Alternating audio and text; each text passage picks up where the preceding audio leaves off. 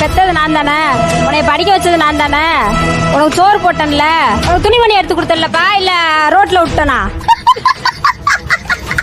அந்தந்த டயத்துக்கு சட்டி போடையில சட்டி எடுத்து கொடுத்தேன், பேண்ட் போடையில பேண்ட் எடுத்து கொடுத்தேன். என்ன சொல்ல சொன்னா என்ன சொல்லிட்டு இருக்க? இது வரைக்கும் நீ போட்டுக்க, கழுத்துல போட்டுக்க சங்கிலி வரைக்கும் நான் தான் எடுத்து கொடுத்தேன். நீ படிச்சிருக்க பட்டம் வரைக்கும் நான் தான் வாங்கி கொடுத்தேன். பொண்ணு மட்டும் நான் பார்க்க மாட்டேனா உனக்கு? இந்த கிளி கிளிக்கிறாள் எந்த ஒரு காரியா இருப்பா? எங்க அம்மா என் சாதியில தான் கட்டி வச்சுச்சு. எனக்கு என் புருஷனுக்கு 1000 சண்டை வச்சு.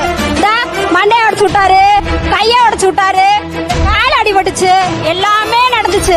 நான் அசிங்கப்பட்டேன், அவமானப்பட்டேன், வெக்கப்பட்டேன், வேதனைப்பட்டேன், துக்கப்பட்டேன், துயரப்பட்டேன், கஷ்டப்பட்டேன், கவலைப்பட்டேன். இத்தனை பட்டு திருந்தலே குரு. ஆனா என் புருஷன் என்னை விட்டு போல. இதுக்கு தான் ஜாதியில கல்யாணம் முடிக்கிறது. உனக்கு விருப்பம் இல்லாம தலையாட்டி பொம்மை மாதிரி நீ கல்யாணம் பண்ணனாலதான் இவ்வளவு கஷ்டம். நீயே சொல்ற மண்டை உடைஞ்சிச்சு, கை உடைச்சாங்க, கால் உடைச்சாங்க, சுயஜாதியில தானே கல்யாணம் பண்ண. அப்புறம் எதுக்கு நீ புலம்புற? நீ கேட்ட ஒவ்வொரு கேள்வி என்ன செருப்பால் அடிச்ச மாதிரி இருக்குடா. இது வரைக்கும் என் புருஷன் கௌரவமா வண்டி 3 வண்டி வச்சு ஓட்டிட்டு இருந்தவரு இப்ப மம்படி வேலைக்கு போய் என்ன உட்கார வச்சு சோறு போடுறாரு. அதான்டா அந்த ஜாதி ஜாதிங்கிறேன். அப்புறம் எதுக்கு 3 தடவை டைவர்ஸ் கொடுக்கறதுக்காண்டி போலீஸ் ஸ்டேஷன் போன?